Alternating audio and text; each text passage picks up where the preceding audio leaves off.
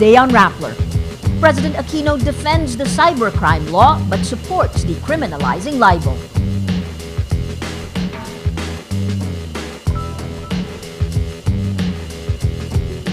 Justice Velasco inhibits from the cybercrime law to avoid charges of bias.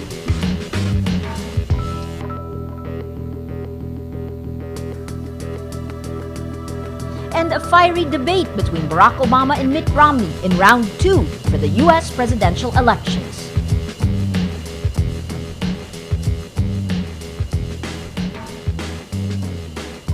Hello, I'm Maria Ressa. Welcome to Rappler, your social news network. President Benigno Aquino says he supports efforts to decriminalize libel. The new presidential position follows criticism of the cybercrime law that imposes heavier penalties on online libel. Aquino earlier said he wants to retain the law's provision on online libel. Speaking to the Foreign Correspondents Association of the Philippines, Aquino says he wants to remove criminal liability, but says internet users must be responsible for their statements. He says, "I fully subscribe to the idea of decriminalizing, but not lessening the atmosphere to encourage irresponsibility in certain quarters." The president adds that if he did not sign the law, the provisions on identity fraud and online pornography that the law seeks to penalize would have been, quote, left again in limbo. Following petitions filed against the law, the Supreme Court issued a 120-day temporary restraining order on its implementation on October 9. Supreme Court Justice Presbitero Velasco inhibits from cases challenging the constitutionality of the Cybercrime Prevention Act of 2012. Velasco, the ponente or writer of the decision of the case, says he will recuse from handling the petitions, quote, to erase any doubt or suspicion that preconception may influence or even taint the adjudication of said cases. He says allegations of bias are, quote, baseless and bereft of truth, adding he even recommended the issuance of the temporary restraining order, stopping the implementation of the law. Media groups asked Velasco to inhibit because he filed a libel case against Newsbreak founding editor and now Rappler editor-at-large Marites Dangilan Vitug in 2010. The groups say this, quote, indicates that he sees nothing inherently wrong about libel in general or cyber libel in particular. Velasco filed 13 counts of libel against Vitug in 2010 for her story, Supreme Court Justice in Partisan Politics, published on the websites of ABS-CBN and Newsbreak. In that story, Vitug wrote about Velasco's alleged role in the campaign of his son, Lord Allen, for the lone congressional post of Marinduque. The case will now be re-raffled to another magistrate. The Sandiganbayan grants the request of former President Gloria Arroyo for continued hospital arrest Wednesday. Lawyer Anacleto Diaz asks for Arroyo's stay at the Veterans Memorial Medical Center because of her back and heart. Arroyo and 9 former government officials face a plunder suit over alleged misuse of charity funds. The Sandiganbayan's First Division sets 5 conditions when it granted Arroyo's petition. The former president should remain at the VMMC. The Philippine National Police has full control over visitors. Arroyo's use of phones and the internet is subject to approval by her guards. No media interviews except with court clearance, and all expenses at the VMMC should be paid by Arroyo. A bill against state-sponsored kidnappings or involuntary disappearances is waiting for President Benigno Aquino's signature. The Senate approves the bicameral conference committee report, which makes abductions by the military or police a crime punishable with life imprisonment.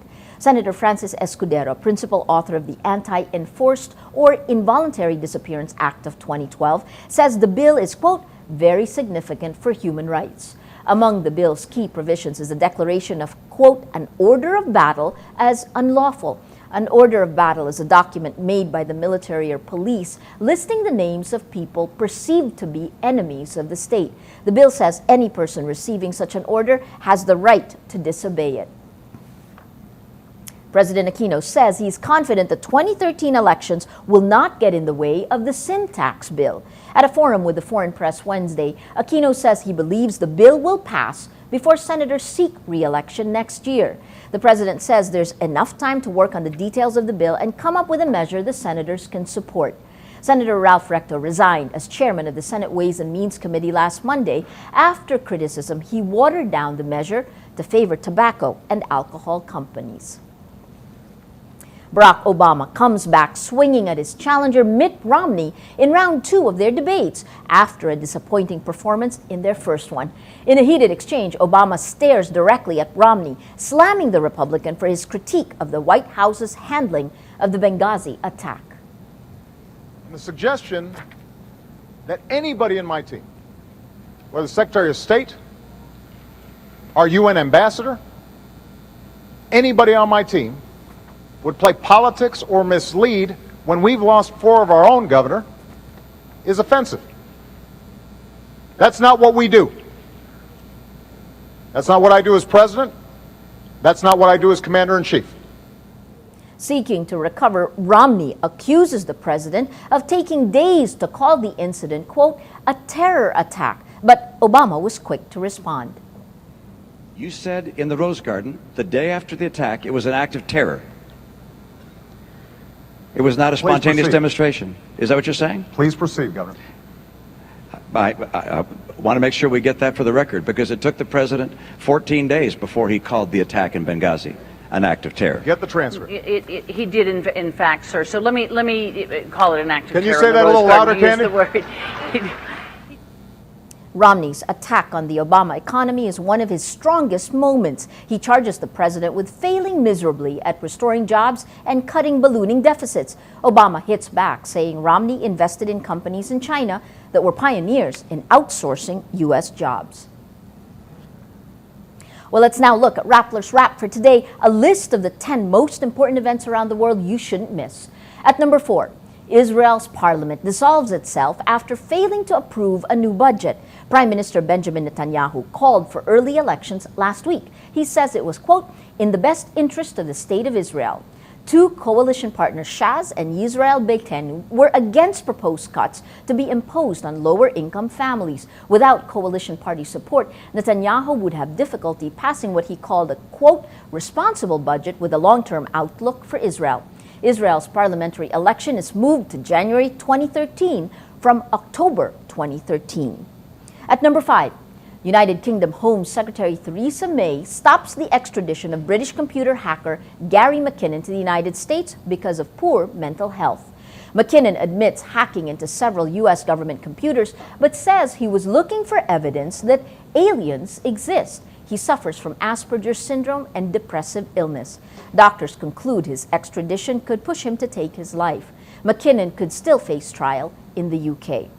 At number 6, watchdog groups in the European Union tell Google to revise its privacy policy if it wants to avoid litigation. In March of 2012, the search giant combined the statements of 60 different services, including those of YouTube, Google+, and Android, into one collective privacy policy. This potentially allows Google to pool user information for product development and advertising.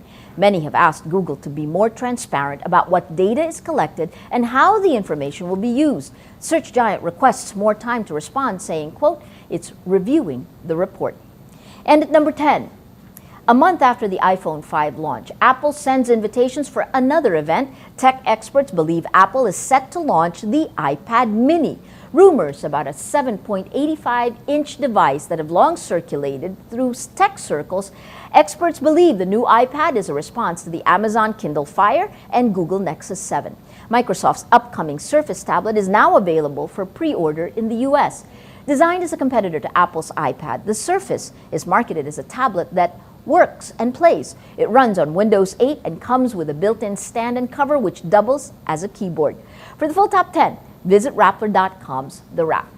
Every story on Rappler has its own mood meter, which gives you 8 emotions to choose from. Click how you feel, and your vote will come down to the middle of the front page of Rappler to its mood navigator. It chooses the top 10 stories that have gotten the most number of clicks and crowdsources the mood of the day. Take a look at today's top story. Aquino says he favors decriminalizing libel. 74% happy, 18% annoyed. The story that has gotten the most number of hits is this one, the largest in the middle. It's war, Akbayan versus Anakbayan. 37% angry, but even here you see 6% happy. That contributing to the mood of the day, crowdsourced. Today, most people say they're happy. Well, that's Rappler's Newscast for today, Wednesday, October 17, 2012. Visit Rappler.com and watch our newscast Monday to Friday. Tell us how you feel on our mood meter and help us crowdsource the mood of the day. I'm Maria Ressa. As we say at Rappler, tomorrow begins today.